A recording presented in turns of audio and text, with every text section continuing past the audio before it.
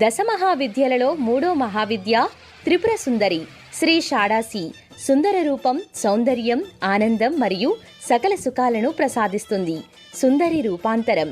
దశమహావిద్యలలో మూడో మహావిద్య ప్రసిద్ధి పొందినది. అరుణవర్ణంతో పరమశాంతి స్వరూపిణి అయిన ఈ దేవికి మార్గశిర మాసం పౌర్ణమి తిథి ప్రీతిపాత్రమైనది. ఈ అమ్మవారిని లలిత అని, రాజరాజేశ్వరి అని, మహాత్రిపుర సుందరి అని పిలుస్తారు. ఎంతో మహిమాన్వితమైన ఈ మహావిద్యను ఉపాసిస్తే ఆ సాధకుడికి అన్ని రకాల కష్ట నష్టాల నుండి విముక్తి, మానసిక శాంతి, భోగం, మోక్షాన్ని ప్రసాదిస్తుంది. అద్భుతమైన సౌందర్యవతి, విశ్వాన్ని పాలించే అమ్మ కాబట్టి అమ్మవారికి త్రిపుర సుందరి అని పేరు వచ్చింది. లోకాన్ని పాలించే శక్తి ఈమె. త్రిపుర అంటే 3 లోకాలు. ఈ సృష్టిని గతి తప్పకుండా నిలబెడుతున్న 10 అతీత శక్తులే దశమహావిద్యలు. ఈ అమ్మవారి చేతుల్లో విల్లు, అంకుశం, చెరుకుగడ ధరించి అమ్మవారికి ఎడమవైపున లక్ష్మీదేవి, కుడివైపున సరస్వతీదేవి సేవిస్తూ ఉంటారు. ఈ సృష్టిలో సంపద, జ్ఞానం ఈ శక్తి చేతుల్లోనే ఉంటాయని పరమార్థం. లలిత అమ్మవారి తాంత్రిక స్వరూపమే త్రిపుర సుందరి. త్రిపుర సుందరిని శ్రీ షాడాసి, తాంత్రిక పార్వతి అని కూడా పిలుస్తారు. త్రిపుర సుందరి యంత్రశక్తి శ్రీచక్రం. ఈ శ్రీచక్రంలోనే అమ్మవారి అసలు శక్తి నిమిడీకృతమై ఉంటుంది. నిజానికి స్వయంభుగా వెలిసిన అన్ని శక్తి క్షేత్రాలు తాంత్రిక దేవతలే.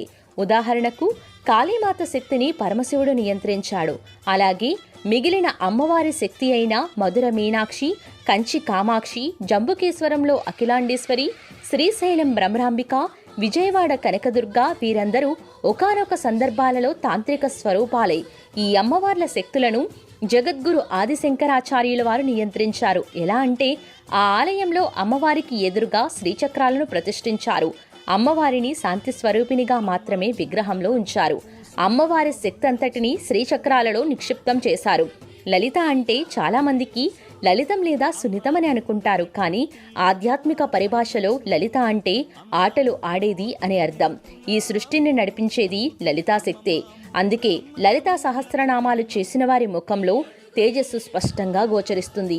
ఉదాహరణకు ఎంతటి వారైనా లలితా ఉపాసకుడు ముందు చేతులు జోడించి మాట్లాడవలసిందే. అంతటి తేజస్సు సొంతమవుతుంది. ఓం శ్రీ మాత్రే నమః. మరిన్ని విషయాలకు సబ్స్క్రైబ్ చేసుకోండి రుద్రియం ఛానల్, సనాతన ధర్మ ప్రచారం కోసం.